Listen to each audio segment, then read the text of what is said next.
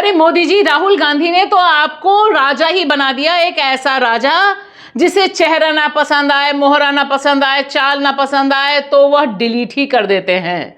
क्या वाकई ऐसे राजा हो गए हैं? और ऐसा मजबूर राजा जिसे इस तरह का कानून लाना पड़े, इस तरह का बिल लाना पड़े, कॉन्स्टिट्यूशन में संशोधन करना पड़े, यह अपने आप में बड़ी दिलचस्प तस्वीर है कि नेता प्रतिपक्ष सीधे सीधे कह रहे हैं कि दरअसल यह शासन राजशाही का हो गया है और यहां पर विपक्ष की कोई जगह ही नहीं बची है। There is a lot of action going on. You must have heard, and I'm sure all of you have heard of the new bill that the BJP is proposing.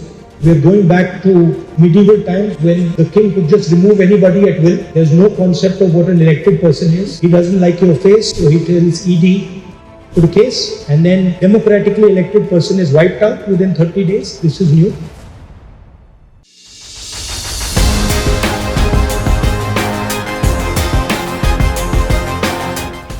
नमस्कार दोस्तों, मैं आपकी दोस्त भाषा। आप देख रहे हैं बेबाक भाषा पे दो टूक कार्यक्रम।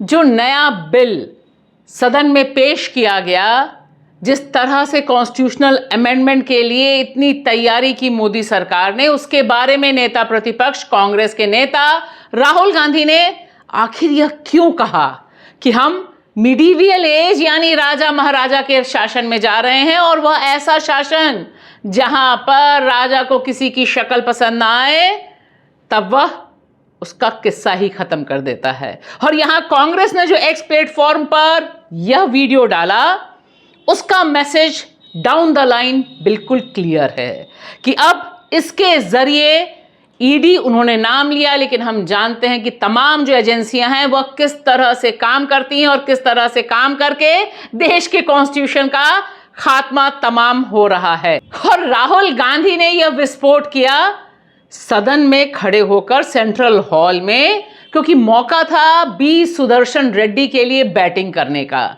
इंडिया गठबंधन के उपराष्ट्रपति के लिए जो उम्मीदवार हैं उनके बारे में बताते हुए यह जो पूरा का पूरा स्टेटमेंट राहुल गांधी ने दिया, यह दरअसल अपने आप में आग लिए हुए तो है ही, साथ ही यह पोल पट्टी भी खोल रहा है कि आखिर मोदी जी इस समय इस कानून को, इस बिल को लेकर क्यों आए हैं। To the case, and then democratically elected person is wiped out within 30 days. This is new. और जिस तरह से उन्होंने चुटकी ली कि पूर्व उपराष्ट्रपति मिस्टर धनखड़ कहां हैं, वह भी अपने आप में सीधे चोट करता हुआ है, क्योंकि यह सवाल सत्ता के गलियारों से लेकर नीचे तक पूछा जा रहा है कि आखिर हुआ तो हुआ क्या। और यहां पर वह यह भी संकेत देते हैं कि बहुत लोगों को कहानी पता है, लेकिन लोकतंत्र की जो स्थिति है उस पर एक सीधा सवाल है कि आखिर धनखड़ जी हैं तो कहां हैं, और चुप हैं तो क्यों हैं। Where is the old vice president gone? Why he is in hiding? Why he, the vice president of India, is in a situation where he cannot say a word, one word, and has to hide. Everybody knows it. Suddenly, the person who used to burst forth in Rajya Sabha has gone silent, completely silent.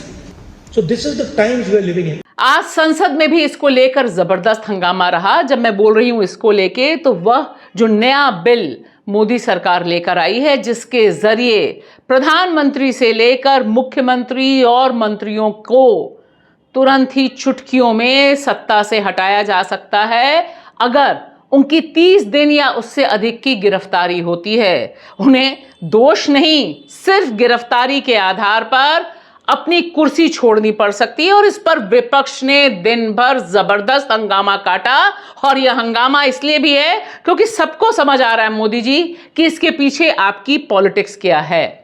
और देखिए किस तरह से ये anti constitutional move है। इस पर हमने बात की पीयूसीएल के जनरल सेक्रेटरी वी सुरेश से, जो पेशे से वकील हैं, न्यायविद हैं, और उन्होंने डिटेल में बताया। लेकिन थोड़ा तो सुनना बनता ही है कि एक तरफ राहुल गांधी इशारा कर रहे हैं कि यह राजशाही की वापसी है, और दूसरी तरफ वी सुरेश खुलकर बोल रहे हैं कि यह सिर्फ एंटी कॉन्स्टिट्यूशनल यानी संविधान विरोधी ही नहीं है, बल्कि यह डराने का काम है, जिसका चिलिंग इफेक्ट पड़ेगा विपक्षी नेताओं पर, विपक्ष के मुख्यमंत्रियों पर।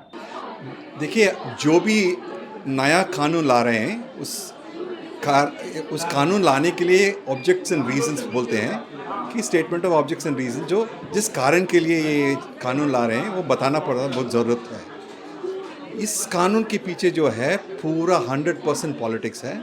ये पूरा ये है कि अपना कॉन्स्टिट्यूशन में जो फेडरलिज्म का कॉन्सेप्ट है उस फेडरलिज्म को ख़त्म करने का एक तरीका है कि ये जो मोदी सरकार है पिछले 11 साल से एक उनका स्ट्रैटेजी है कि कॉन्स्टिट्यूशन का स्ट्रक्चर रखें मगर कॉन्स्टिट्यूशन को अनवर्केबल जैसे बन जाए हैं। Part of the exclusion agenda is this new law that they have brought that you exclude any opposition party from even existing, which is why it is striking at the root and the basis of federalism in India, and that's a danger.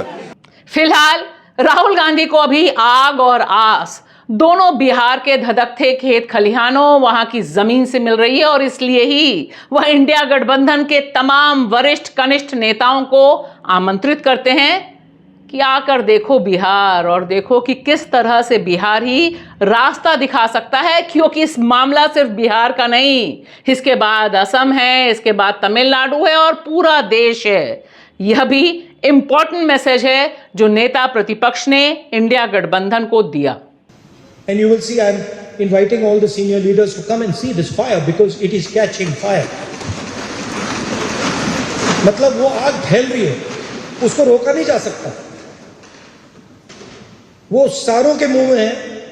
सारे लोग वहां पे बच्चे, मतलब 4 साल के बच्चे, vote चोर वोट चोर वोट चोर चल रहा है, क्योंकि ये जो देश है इसकी आत्मा बात बहुत जल्दी समझ जाती है। एंड ये अब आग लगनी शुरू हो गई।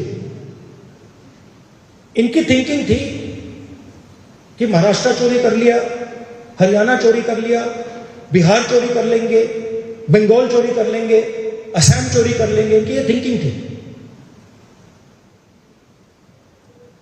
मगर अब लग रहा है कि बिहार से आग फैलेगी। तो मैं आप सबको इनवाइट करता हूं, आप आइए देखिए बिहार में कैसे मतलब पॉलिटिकल रेवोल्यूशनरी स्टेट है। चलिए देखते हैं। मोदी जी, आप राजा बनना चाहते हैं, हम जानते हैं आपको तरह तरह के परिधान पहनना, राजा जैसा दिखना पसंद है, लेकिन फिलहाल भारतीय लोकतंत्र में यह जो संकट मंडराया है, यह जो डेथ बेल, खतरे की घंटी भारतीय लोकतंत्र के लिए है, इसका जवाब विपक्ष कैसे देता है यह भी देखना कम दिलचस्प नहीं होगा। आपको क्या लगता है जरूर हमें बताइएगा अपने कमेंट बॉक्स में, और सीधे सीधे यह भी बताइएगा कि क्या हम वाकई पीछे जाकर खुश रहेंगे या हमें आगे बढ़ना चाहिए। शुक्रिया।